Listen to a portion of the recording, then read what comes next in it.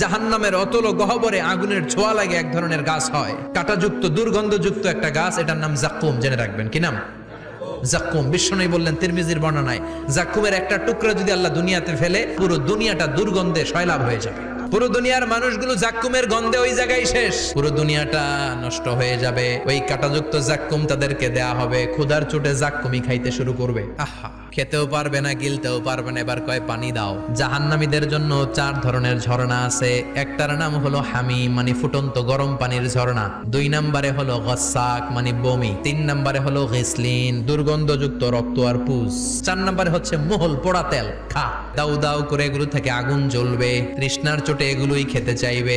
এগুলোর পেয়ালা যখন মুখের সামনে আসবে, এগুলোর উত্তাপে গালের গোশত, চোখের গোশত, কপালের গোশত গুলো ঝলসে ঝলসে পানির মধ্যে পড়ে যাবে। তৃষ্ণার চোটে না পেরে ওইটাই গিলবে, যেখান দিয়ে বেরোবে কেটে ছিঁড়ে শেষ হয়ে যাবে।